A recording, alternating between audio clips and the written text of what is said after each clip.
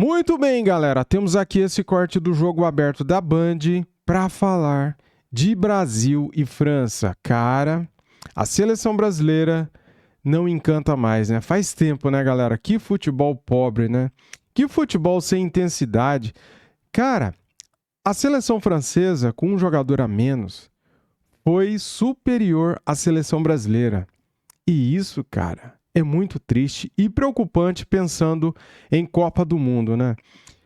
É notícia no mundo, galera. Essa derrota da seleção brasileira para a França com um jogador a mais é notícia no mundo. Vamos acompanhar aqui agora esse corte do Jogo Aberto da Band. Link na descrição como créditos. Grupo Bandeirantes de Comunicação. Agora sim, hein? Deixa aquele like, hype o vídeo aqui, hype. Por favor, compartilhe, inscreva-se no canal e ative o sininho. Vamos acompanhar aqui esse corte do Jogo Aberto. Vamos lá.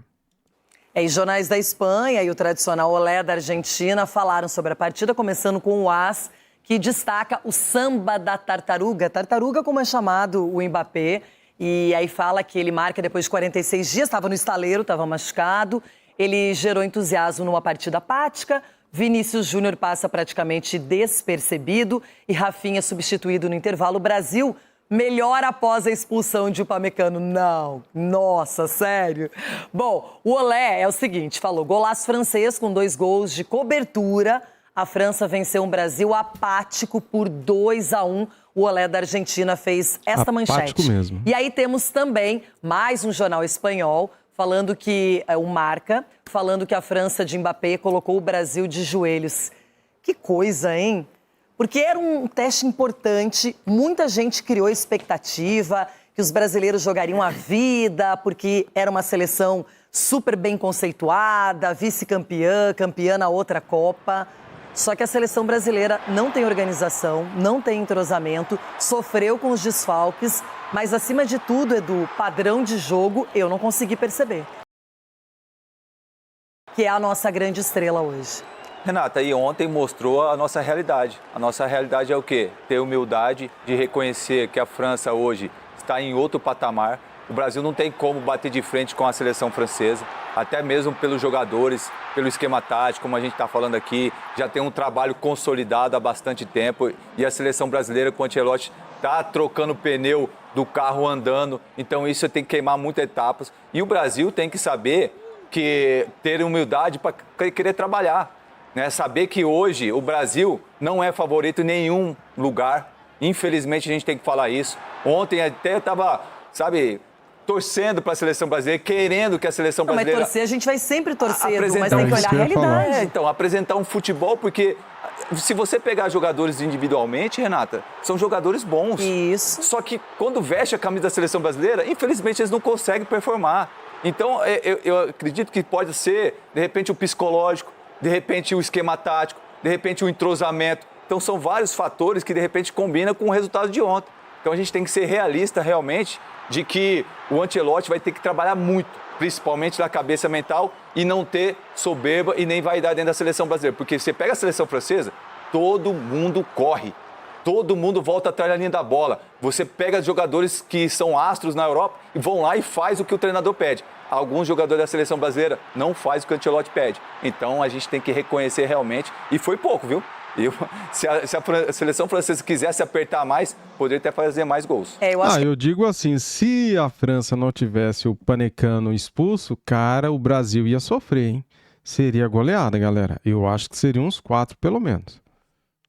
A expulsão do Upamecano, ela freou um pouco esse ímpeto da França. Depois ele começou a promover algumas substituições também, o Deschamps. Ronaldão, quero começar pelo golaço, que gol bonito do Mbappé, que começou numa lambança, na verdade. Porque quando a gente vê ali o Léo Pereira, o André e o Casemiro, os 3 colaboraram para que a jogada acontecesse. O Dembélé já deixou ali, deu assistência para o Mbappé, que correu, olha só, passe na medida, a corrida, explosão, cobertura.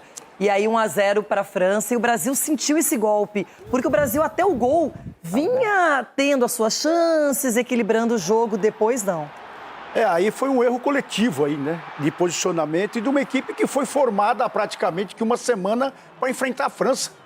Porque se a gente for ver o setor defensivo, os erros que aconteceram, até do zagueiro que estavam falando do Léo, que ele sai para tentar achar, ele achou que o Mbappé ia cair para o lado direito dele, ele abriu o espaço e ele foi por dentro. Aí por dentro ninguém mais segurou o homem, olha lá, ele sai para fora, o zagueiro sai. Tudo isso foi um erro de posicionamento de uma equipe que não está bem treinada. Aí a gente questiona, o que a gente pode questionar do Ancelotti? Falar, peraí, por que já não colocou uma equipe que ele tem em mente que já colocou em campo, né? Aí tem lesões, tem um monte de coisa, isso prejudica o andamento de uma seleção. Mas no caso aí é simplesmente porque a equipe se encontrou nessa semana e bateu um papo, treinou e foi para campo. Aí que tá, essa coisa de viver do passado, só da tradição, do nome, da mística, da camisa da seleção brasileira, realmente tá cansativo. A gente precisa de atitude. E tem um detalhe, Cicinho, o que mais me deixou chateada, furiosa, na verdade, é tomar o segundo gol com um jogador a mais. O Brasil tomou o segundo gol da França quando o Upamecano já tinha sido expulso. O árbitro não expulsa de imediato, mas é chamado no VAR, revisa a jogada e aí dá o cartão vermelho para o zagueiro da França. Para você, bem expulso, sim ou não? Eu tenho dúvidas. É mesmo? Eu tenho dúvidas quanto à expulsão. Talvez o cartão amarelo seria o mais justo, porque eu vejo o Wesley colocando a mão para trás para se proteger, então não dá para perceber um toque na perna do Wesley, mas sim o braço que o Wesley colocou para se proteger, para tentar assumir, né, a jogada. Então, assim, aí é critério da arbitragem também. Eu achei que foi muito rigoroso, mas... E também achei que ia favorecer o Brasil. Eu acho que é momento do Ancelotti também colocar os pezinhos no chão e parar de vender uma realidade que todo mundo está vendo. O mundo está vendo, Ancelotti, que a seleção brasileira competir, ok. Competir não significa ganhar.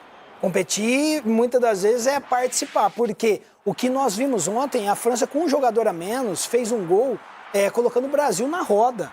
Então, assim, é algo que nós precisamos também passar para os torcedores, porque nós não podemos nos iludir, porque o Brasil ele vai sim competir, mas isso não quer dizer que vai vencer a equipe da França, vencer a equipe da Espanha, vencer a seleção da Alemanha, porque eles estão muito, mas muito à frente, porque se a França tivesse... O termômetro para esse jogo de ontem era o quê? A vontade da França, como foi falado muito bem aqui pelo Chico Garcia. Vamos ver o que a França vai querer jogar. E esse foi o termômetro. Quando a França colocou um pouquinho de gás na arrancada, foi soberano sobre o Brasil. Então, assim, nós vamos ter muitos problemas. E a questão da convocação aí, problema porque laterais hoje, a gente não tem. A gente não tem lateral esquerdo, a gente não tem lateral, pode optar sim. Eu achei que o Ancelotti fez uma substituição errada, colocando o Ibañez na lateral direita. Poderia ter tentado o Danilo, sei lá, alguém de ofício, e não foi isso que aconteceu. Então, assim, muitos problemas Ancelotti. Em contrapartida, as outras seleções já estão praticamente formadas. Falando em Ancelotti, ele manteve um otimismo na coletiva, falou sobre as ausências, falou sobre o Neymar também, mas otimista. Eu acho que a equipe competiu até o final do jogo com algumas boas oportunidades. Faltou um pouco de vigilância para evitar o contra-ataque onde eles marcaram. No contexto geral do jogo, eu estou satisfeito porque a equipe competiu, lutou. A equipe era bastante novo, com jogadores que não têm costume de jogar junto. Faltavam muitos jogadores novos de atrás, que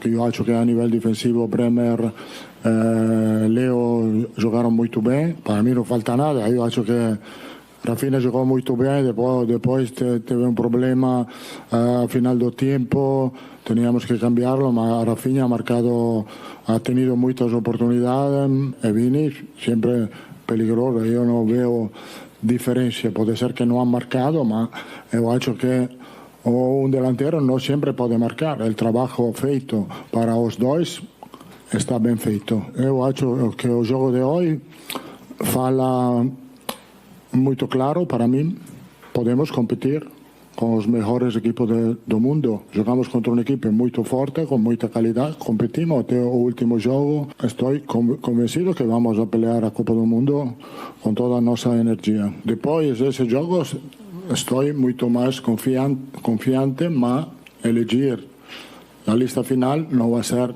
tan fácil para mí. Sabe, Cara, eu tenho que dar minha opinião aqui sobre essa entrevista. Eu não tinha visto, porque eu não tive saco ontem pra assistir depois da derrota. Só ele viu esse jogo, né? Equipe competitiva, competimos com a França. Ele esqueceu de um detalhe, a França estava com um jogador a menos. Ancelotti, essa foi a sorte. Se a França tivesse com 11 jogadores, a seleção brasileira tinha sido atropelada. Cara, péssima entrevista, hein? Pelo que eu vi aqui, foi péssima entrevista. Meu Deus, já tô preocupado, hein, galera? Meu Deus do céu. porque esse sim, o que não vai ser fácil. Primeiro que nós temos qualidade, sim, não é por causa de um jogo contra uma das melhores seleções do mundo que a gente também tem que destruir todo o trabalho. Porém, ele ainda não tem os caras que deram aquela resposta precisa, convicta. Ontem, o Luiz Henrique aproveitou muito bem. E já estava bem antes da expulsão. Entrou no segundo tempo voando, num outro ritmo, bom para o Brasil, apesar de não vencermos. E a gente vê também que o Bremer parece ter sido um cara que aproveitou bem a oportunidade. Não, aproveitou muito bem, né? Foi bem ali no sistema defensivo e, assim, a seleção brasileira é essa questão, né? Da dificuldade para você, por exemplo, achar um lateral direito que corresponda ao esquema tático, achar um lateral esquerdo que também faça isso, achar um jogador para jogar do lado do Casemiro, na ausência do Bruno Guimarães, porque o Casemiro, quando ele está com o Bruno Guimarães, por o Casemiro ser experiente e tudo, o Bruno Guimarães faz, digamos, aquele trabalho sujo, e o Casemiro consegue ali. Então ontem já viu o Casemiro tendo que correr além daquilo que ele pode, então são essas dificuldades, né? E o Luiz Henrique entrando muito bem, só que a gente também precisa analisar, porque a gente coloca o Luiz Henrique, fez chover. Não é assim não, por quê? Ele entrou com um objetivo que era o quê? Atacar. Quando você entra do começo da partida, que você tem que cumprir ordem tática, que você tem que defender, que você tem que atacar, aí muda tudo o panorama. Quando você entra com uma responsabilidade, vai lá e tenta criar algo, aí já é outra coisa. Então, nós precisamos ter o pezinho no chão. Lógico, volta Estevão, volta Marquinhos. Então, isso também nos traz uma nova esperança. Muito bem, ele falou sobre o Neymar, porque a torcida, depois da derrota, quem estava lá no estádio, pediu o Neymar na seleção. Depois do segundo gol da França, a gente viu a torcida brasileira cantando o nome do Neymar. A gente viu também uma seleção sofrendo com um pouco de criatividade durante o jogo.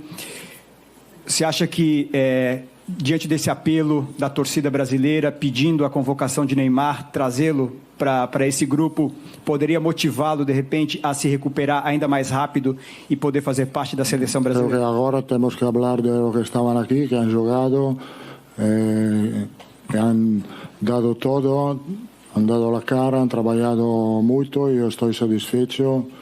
E depois a preparar o próximo jogo contra a Croácia. Nossa, ele falou que tá satisfeito, cara. Meu Deus, isso é preocupante.